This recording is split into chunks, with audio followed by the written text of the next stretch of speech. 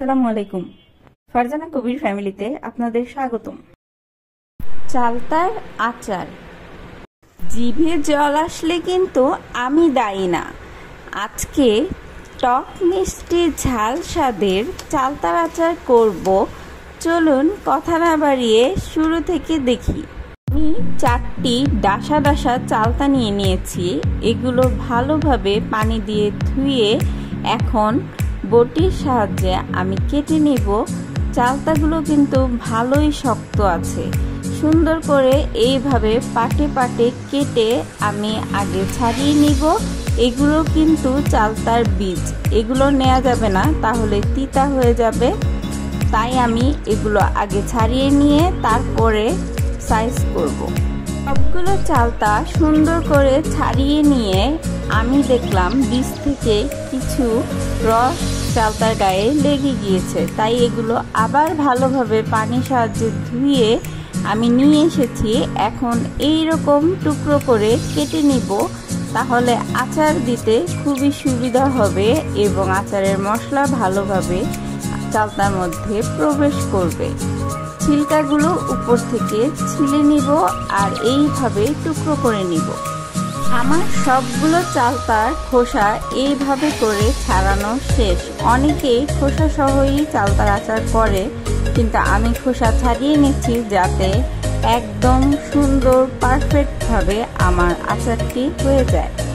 এখন আমি চুলায় চলে যাব। চুলায় গিয়ে আমি 5 ফোড়ন, কিছু শুকনো মরিচ আর একটু সরিষা আমি ভেজে নেব সুন্দর করে। ফোড়নের সাথে সরিষা থাকার পরও আমি একটু এক্সট্রা করে সরিষা দিয়ে দিয়েছি যাতে আচারটি ঝাঁঝালো হয়।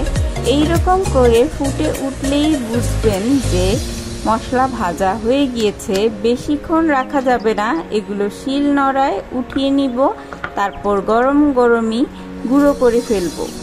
মশলাগুলো বেশি মিহিও করব না, আবার আস্তেও রাখবো না, মিডিয়াম রেখে আমি সুন্দর করে গুঁড়ো করে একটি জারে তুলে নিব যাতে মশলার ফ্রেগ্রেন্সগুলো নষ্ট না হয়ে যায়। তারপর আমি এইখানে আমার কাটা চালতাগুলো দিয়ে ছেঁচে নিব, তাহলে মশলাগুলো আর ওয়েস্ট হবে না, চালতার গায়ে লেগে যাবে, কাজে লাগবে। আমি সবগুলো চালতাই এইভাবে ছেঁচে নিব। অনেকে আছে সিদ্ধ করে নেয়, তাতে করে চালতার যে একটা স্মেল আছে তা নষ্ট হয়। আর আমার মতে আচার জাতীয় জিনিসে পানির ব্যবহার কম করাই ভালো। চালটা কিন্তু ভালোই শক্ত হয়, তাই একটু কষ্ট হলো এইরকম করে ছেঁচে নিলে তাহলে চালতার মধ্যে মশলা, লবণ, চিনি ভালোভাবে প্রবেশ করবে। এখন আমি সবগুলো চালতা তুলে নিয়ে এর মধ্যে কিছু রসুন থেতো করে নিব। রসুন কিন্তু যে কোনো খাবারে প্রিজারভেটিভের কাজ করে, তাই এই ন্যাচারাল প্রিজারভেটিভ দেওয়ার সবসময় চেষ্টা করবেন। আর রসুনগুলো আমি থেতো করে দিচ্ছি কারণ এগুলো আচার কমপ্লিট হতে হতে একদম আচারের সাথে মিলিয়ে যাবে। এখন আমি চুলায় চলে যাব। চুলায় কড়াইয়ের মধ্যে সরিষার তেল গরম করে নিব আর সেই তেলের মধ্যে এই থেতো করা রসুনগুলো দিয়ে ফোড়ন দিব। রসুন আর সরিষার তেল গরম হয়ে কি ফেনা হয়ে গিয়েছে। যাই হোক, একটু নাড়াচাড়া করে এর মধ্যে আমি গুঁড়ো মরিচ দিয়ে দিব। দিয়ে আবার একটু ভালোভাবে মিক্স করে এর মধ্যে ছেঁচা চালতাগুলো দিয়ে দিব। দিয়ে ভালোভাবে নেড়ে তেলগুলোর সাথে মিক্স করে দেওয়ার চেষ্টা করব। আমি কিন্তু এই পর্যায়ে চুলার আঁচ মিডিয়াম রেখেছি যাতে চালতা খুব ভালোভাবে গরম হয়, আবার কড়াইয়ের তলায় লেগেও না যায়।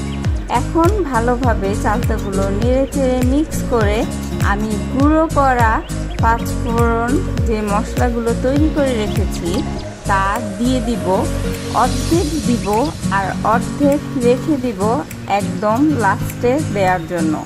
ধাপে ধাপে এইভাবে করে যে কোনো জিনিস রান্না করলে টেস্ট হয় অসাধারণ। মশলাগুলো সবগুলো যেন চালতার গায়ে ভালোভাবে লেগে যায়, তার জন্য আমি খুব সুন্দর করে এগুলো নেড়ে মিক্স করে দিব।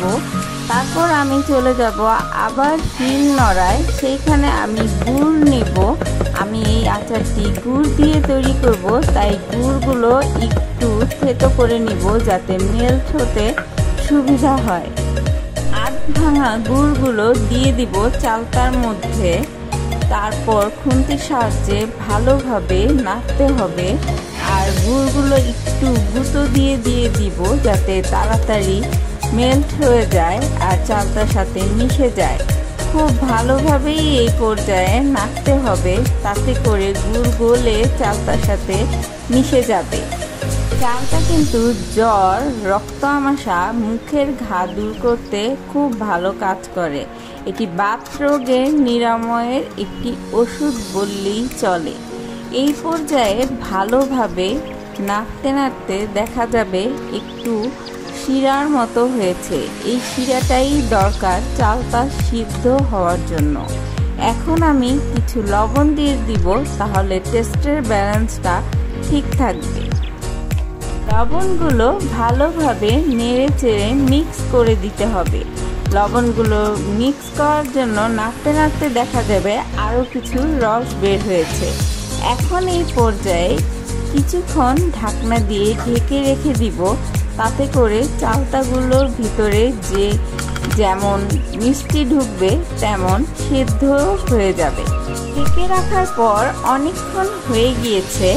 এখন এই পর্যায়ে আরেকটু চেখে দেখে আমি কিছু গুড় দিয়ে দিব। যেহেতু এটি মিষ্টি আচার, তাই একটু মিষ্টির পরিমাণ বেশি দিতে হবে, টকের পরিমাণ একটু কম থাকবে। ভালোভাবে নেড়ে আবার কিছুক্ষণ ঢাকনা দিয়ে রেখে দিব। আচার প্রায় 70% মতো হয়ে গিয়েছে, অনেকটা সিদ্ধ হয়ে এসেছে। এখন এই পর্যায়ে টেস্ট বুঝে আমি কিছুটা লবণ দিয়ে দিব। তারপর ভালোভাবে নেড়ে চেড়ে মিক্স করে আমি এর মধ্যে প্রায় 1.5 চা চামচের মতো সিরকা ব্যবহার করব।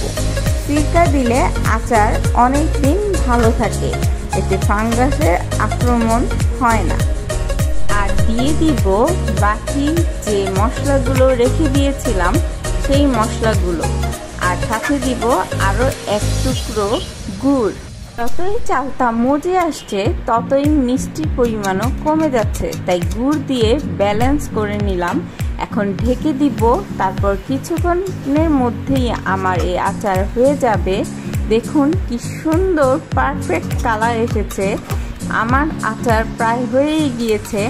আমার মতো এইরকম ধাপে ধাপে মশলা দিয়ে যদি আপনারা এই আচারটি করে থাকেন, তাহলে আমি কথা দিচ্ছি একদম পারফেক্ট চালতার আচারের টেস্টি পাবেন।